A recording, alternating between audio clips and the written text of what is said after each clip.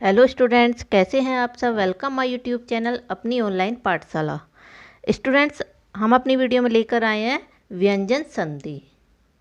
संधि क्या होती हैं, संधि के प्रकार और स्वर संधि की हम वीडियो बना चुके हैं, लिंक डिस्क्रिप्शन बॉक्स में है। आज हम पढ़ेंगे व्यंजन संधि।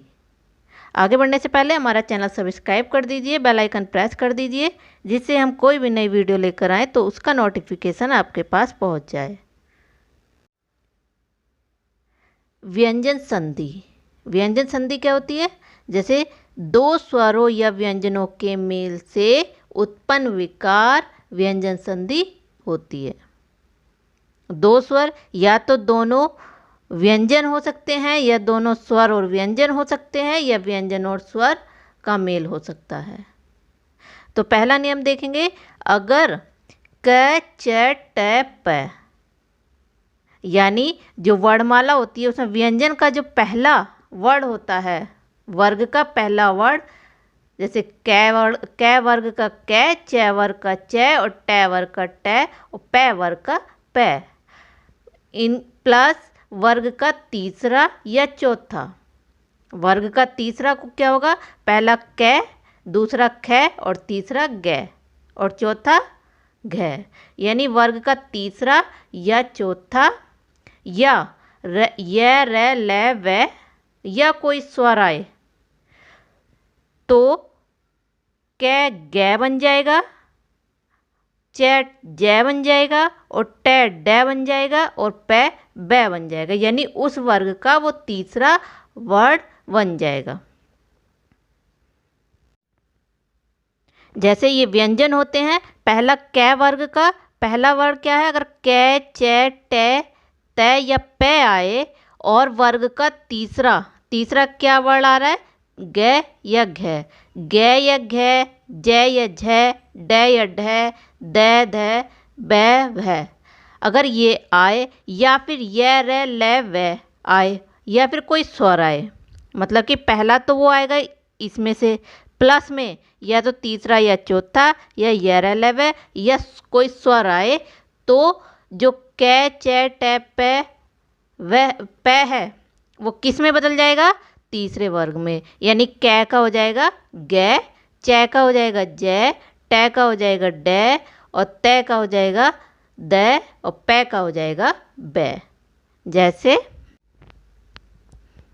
जैसे एक एग्जाम्पल है, जैसे दिक प्लस दर्शन। क्या आ रहा है? वर्णमाला के वर्ग का पहला वर्ण आ रहा है क, उसके बाद में द आ रहा है, यानी तीसरा वर्ग, वर्ग का तीसरा वर्ण आ रहा है द। तो ये क जब द आता है तो क किस में कन्वर्ट हो जाएगा? जो क वर्ग का तीसरा वर्ण है, यानी ग में। तो जैसे दिक दर्शन है तो क्या हो जाएगा? दिग दर्शन। हलंत का मतलब होता है कि ये आधा वर्ण है, हलंत नहीं होता है तो यानी इसमें स्वर्ग को प्लस करके पूरा वर्ण बना दिया है। और एग्जाम्पल देखते हैं, जैसे अच प्लस अंत। अच च आ गया और ए क्या है? स्वर है। तो ए और च को जब मिलाएंगे तो च किस में पहुंचेगा? तीसरे वर्ण में, यानी ज में। तो क्या हो जाएगा? अजंत। जैसे षट प्लस आनन। ट आ रहा है और प्लस आ रहा है, आ यानी स्वर आ रहा है, तो ट किस में कन्वर्ट हो जाएगा? ड में। तो क्या हो जाएगा? सडानन। आ रहा है, ट किस में कन्वर्ट हो जाएगा? ड बन जाएगा, बाकी आनन हो जाएगा, सडानन। अगला है जैसे जगत प्लस ईश। त आ रहा है और ई आ रहा है, ई स्वर है और त किस में पहुंच जाएगा? द में। तय थ द, तीसरा वर्ड तय वर्ग का क्या आ रहा है? द। तो क्या हो जाएगा? जगदीश। जगदीश, बड़ी बनी हुई तो बड़ी की मात्रा। जैसे षट यंत्र, एक और देख लेते हैं, षट यंत्र। ट आ रहा है, ये आ रहा है, तो हमने क्या देखा था कि वर्ग का तीसरा या चौथा वर्ड होगा, या य र ल व होगा, या कोई स्वर होगा। तो ट और ये आ रहा है, तो इसका कैसे करेंगे, ट का हम पहुंचा देंगे द में, तो क्या हो जाएगा, ड हो जाएगा, षड यंत्र, षड्यंत्र।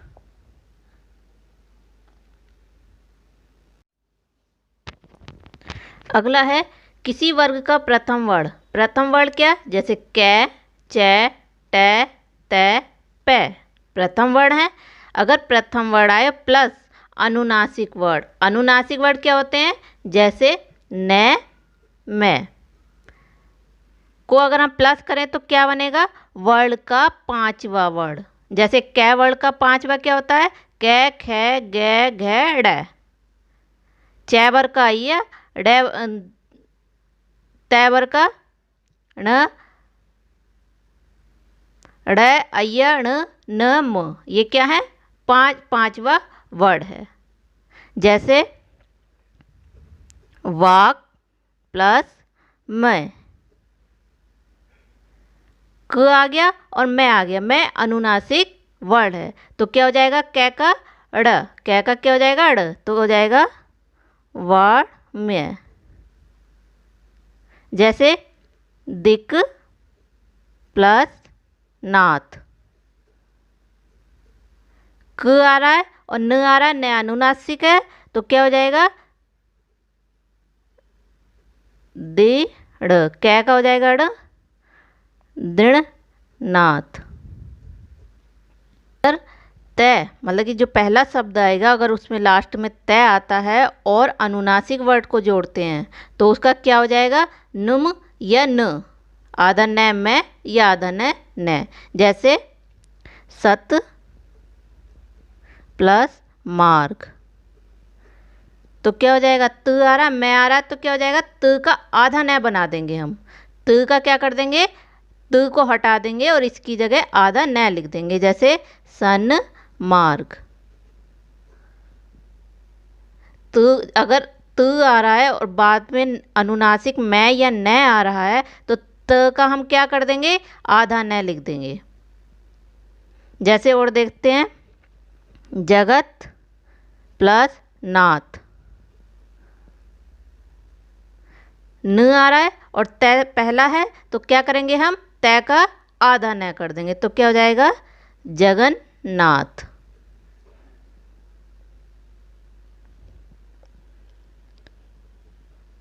सत प्लस मति, त आ रहा है, मैं आ रहा है, तो इसे क्या हो जाएगा, त की जगह आधा न, यानी हो जाएगा सन्मति।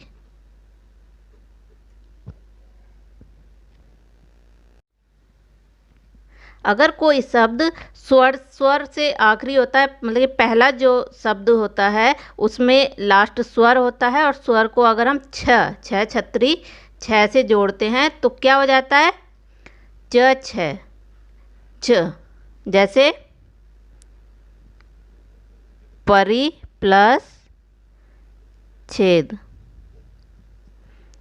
तो ये ई, परी ई आ रहा है, स्वर आ रहा है, तो क्या करेंगे, ये तो हम ऐसे लिखेंगे परी, और छ का क्या हो जाएगा, आधा छ और छ, परिच्छेद। जैसे अ प्लस छादन, क्या करेंगे, स्वर आ रहा है ऐसे ही लिखेंगे और छ का क्या कर देंगे, आधा छ और पूरा छ, पूरा ऐसे ही लिखेंगे आच्छादन। जैसे मात्र प्लस छाया, मात्र, र स्वर आ रहा है, र ऋषि, और छ आ रहा है तो क्या करेंगे, इसे तो हम ऐसे ही लिखेंगे मात्र, और छ का क्या कर देंगे, च, आधा च और छ, छाया, मात्र छाया। अगर स्वर और छ आता है तब तो हम च और छ करते हैं, लेकिन अगर त प्लस स आए तो उसके कारण उसे भी हम च छ च में करते हैं। जैसे उत प्लस श्वास। त आ गया श, क्या करेंगे च छ, यानी उ इसे कर देंगे आधा च छ और ये पूरा लिख देंगे वास, उच्छ्वास। यानी त और स को हटा देंगे और इसकी जगह हम क्या लिख देंगे आधा च छ। जैसे तत् शिव, त आ रहा है श आ रहा है तो क्या करेंगे श हटा देंगे और त हटा देंगे तो क्या हो जाएगा च छ।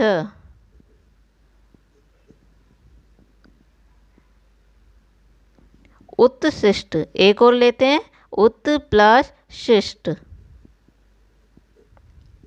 त आ रहा है श आ रहा है, क्या करेंगे इन्हें दोनों हटा देंगे, इसकी जगह क्या लिखेंगे आधा च और छ, उ छिष्ट। अगला रूल है अगर पहला पद तय आता है और प्लस दूसरे पद में च न द ट ज ड ल, अगर ये आते हैं तो हम क्या करेंगे अगर तय है और च आ रहा है तो आधा च कर देंगे और न आ रहा है तो तय को आधा न कर देंगे और द आ रहा है तो तय को आधा द कर देंगे, ट आ रहा है तो तय को ट कर देंगे, ज आ रहा है तो तय को ज कर देंगे। यानी द्वितीय जो पद होंगे ये इनके अनुरूप ये तय बदल जाएगा। जैसे उत प्लस चारण, तो त च आ रहा है तो च का क्या हो जाएगा च के अनुसार आधा च हो जाएगा, उच्चारण। कौन सी संधि आ गई व्यंजन संधि, क्यों व्यंजन व्यंजन से जुड़ रहा है। और देखते हैं जैसे उत प्लस डयन, ड आ रहा है तो क्या हो जाएगा तय को हम ड में बदल देंगे तो क्या हो जाएगा उड्डयन। यानी अगर हम हलंक लगा देंगे इसमें तो इसका मतलब है कि ड आधा है। जैसे तत् प्लस टीका, यहाँ तय आ रहा है यहाँ ट आ रहा है तो तय का क्या करेंगे हम ट कर देंगे तो तय और ट का हो जाएगा ट, हलंक लगा देंगे तो आधा और फिर ये वाला हम ऐसे ही लिख देंगे तत्टीका। जैसे उत प्लस लास, उत्लास, तो क्या करेंगे त है ल है तो ल क्या कर देंगे तय को हम बदल देंगे आधा ल में, उ ल लास, उल्लास। तो इसका क्या नियम है कि अगर तय आ रहा है पहले पद में और दूसरे पद में चैन द ट ज ड ल आ रहा है तो हम तय को इन्हीं के अनुसार बदल देंगे, च होगा तो च, न होगा तो न, ड होगा तो द। अगर कोई पहला पद अनुनासिक पद मतलब जैसे मैं या न अनुनासिक होता है और दूसरा पद कोई भी वर्ण यानी कुछ भी स्वर हो सकता है, कोई सा भी व्यंजन हो सकता है, तो क्या करेंगे म हटाकर या न हटाकर अंक की मात्रा लगा देंगे या फिर द्वितीय पद के वर्ण समूह का पांचवा वर्ण लिख देंगे। जैसे शम प्लस कर, अनुनासिक आ रहा है कोई सा भी वर्ण व्यंजन आ रहा है तो क्या करेंगे म का अंक की मात्रा कर देंगे शंकर। जैसे चिरम प्लस जीव, मुंह आ रहा है अनुनासिक है तो अनुनासिक को हटाकर क्या कर देंगे अंक की मात्रा लगा देंगे यानी चिरन जीव, अंक की मात्रा लगा दी। जैसे सम प्लस चालन, अंक की मात्रा हटाएंगे तो क्या करेंगे मुंह हटाएंगे तो क्या करेंगे अंक की मात्रा, जैसे संचालन। दूसरा पद वैसा का वैसे ही लिखेंगे, सिर्फ मैं को हटाकर अंक की मात्रा लगा देंगे। जैसे एक और है सम प्लस 89, तो क्या करेंगे, मैं का अंक की मात्रा में बदल देंगे, तो क्या हो जाएगा, सन्यासी। तो जब कोई अनुनासिक होता है उसके बाद में दूसरा पद कोई भी स्वर हो या व्यंजन हो तो मैं का क्या करते हैं, अंक की मात्रा में बदल देते हैं और दूसरा पद वैसे ही लिख देते हैं। अगला नियम क्या है कि जो पहला पद होगा ए या आ, इन्हें छोड़ के अन्य कोई स्वर होगा, यानी स्वर जो होते हैं आ ई उ, तो उसमें ए आ नहीं होगा। इन दोनों को छोड़कर ई हो सकता है, उ हो सकता है, ए हो सकता है, ओ हो सकता है, र हो सकता है, और दूसरा पद में श होगा।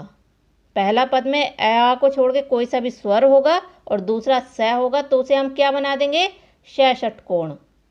जैसे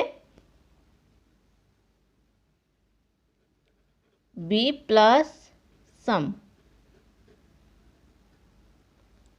बी ई आ रहा है, ए या आ नहीं है, ई है, तो स्वर आ रहा है, और दूसरा स आ रहा है, तो ई और स को क्या कर देंगे हम, इस स को क्या कर देंगे, षटकोण वाले श में बदल देंगे, बी शम। जैसे सु प्लस समा, उ स्वर कौन सा आ रहा है, उ, स आ रहा है, तो इस स का क्या कर देंगे हम, षटकोण वाला स बना देंगे, तो क्या हो जाएगा, सुषमा। जैसे एक और लेते हैं, अनु प्लस संगी, अनु उ आ रहा है, स्वर है, और प्लस पे क्या आ रहा है, स, तो इस स को हम क्या कर देंगे, षटकोण वाले स में बदल देंगे, तो क्या हो जाएगा, अनुषंगी, अनुषंगी। यानी जो जब कोई स्वर आता है और स आता है तो क्या करते हैं, ए आ स्वर नहीं होना चाहिए, बाकी कोई सा भी स्वर हो, तो इस स को जो दूसरे पद का जो स होता है पहला, तो उसे क्या करते हैं, षटकोण वाले श में बदल देते हैं। अगर पहले पद में तय हो और दूसरा पद है, दोनों व्यंजन है, अगर पहला पद तय और दूसरा है तो उसे क्या बदल देंगे, ध। जैसे उत प्लस हरण, त और है आ रहा है, तो इन दोनों को हटाएंगे और इसकी जगह क्या कर देंगे हम, ध, यानी क्या हो जाएगा, उद्धरण। त और है को हटा देंगे और इनकी जगह ध लिख देंगे। जैसे उत प्लस हार, क्या करेंगे, त और हार को हटाएंगे, इसकी जगह क्या लिख देंगे, द, तो क्या हो जाएगा, उद्धार। जैसे एक और देखते हैं, पत प्लस हति, त आ रहा है, ह आ रहा है, इन दोनों को हटाएंगे और क्या कर देंगे, ध पद ती,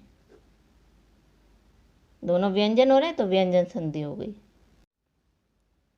अगला आता है, अगर पहला पद में द है, तय था और है था, तब हमने ध में बदला था। अगर पहला पद में द आता है और दूसरा पद कै ख तै थ पै फ स छ में स्टार्ट होता है, तब क्या करते हैं हम, तय में बदल देते हैं।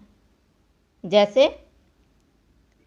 विपद प्लस काल, क्या करेंगे, जो द है इसे किस में बदल देंगे, त में, तो क्या हो जाएगा, कैसे स्टार्ट हो रहा है, तो द को क्या करेंगे हम, तय में बदल देंगे, तो क्या हो जाएगा, विपत्काल। द को हमने तय, हलंग का मतलब होता है कि आधा तय है। जैसे उद प्लस तर, द आ रहा है और तय आ रहा है, तो द को हम क्या करेंगे, तय में बदल देंगे, तो क्या हो जाएगा, उत्तर। जैसे तद प्लस पुरुष, द को हम किस में बदलेंगे, तय में, तो क्या हो जाएगा, तत्पुरुष, और दूसरा पद वैसा का वैसे ही लिखेंगे। जैसे तद प्लस छड़, तो क्या हो जाएगा, द का आधा तय, तत् छड़। यानी द आता है तो हम क्या करते हैं, द का तय में बदल देते हैं और दूसरा पद वैसे ही लिख देते हैं। अगर पहला पद ई उ ए आए से स्टार्ट हो और दूसरा पद आधा शैत है इस्त या इस्न से स्टार्ट हो तो क्या करेंगे, इस्त को हम इष्ट में बदल देंगे, स को षटकोण वाले स में और थ को ठ में। और अगर इष्ण आ जाए तो स को षटकोण वाले स में और न को ड़ में। जैसे वी प्लस नो, तो क्या हो जाएगा, ये तो ऐसे ही रहेगा क्योंकि ई आ रहा है और शनु, श का षटकोण वाला स और न का ण, तो क्या हो जाएगा विष्णु। जैसे प्रति प्लस स्था, प्रति तो हम ऐसे ही लिखेंगे प्रति, स्था स का हो जाएगा आधा षटकोण वाला आधा से और थ का हो जाएगा ठ आ प्रतिष्ठा। जैसे नए प्लस स्थिक, नए हम ऐसे ही लिखेंगे, इस स का क्या हो जाएगा षटकोण वाला स और थ का ठ, ई की मात्रा बाकी सब ऐसे ही लिखेंगे नैष्ठिक। पर में प्लस स्थि, ए आ रहा है और क्या करेंगे, पहला पद ऐसे ही लिखेंगे स का स थ का ठ, परमेष्ठी। अगली वीडियो हमारी विसर्ग संधि की होगी, क्योंकि वीडियो ज़्यादा बड़ी हो जाएगी इसलिए हमने तीनों संधियों को अलग अलग वीडियो में बताया है, जिसे आपको अच्छे से समझ में आ जाए और आसानी से आप कर सकते हो। तो ऐसी वीडियो के लिए हमसे जुड़े रहिए, मिलते हैं अगली वीडियो में। Bye bye, take care.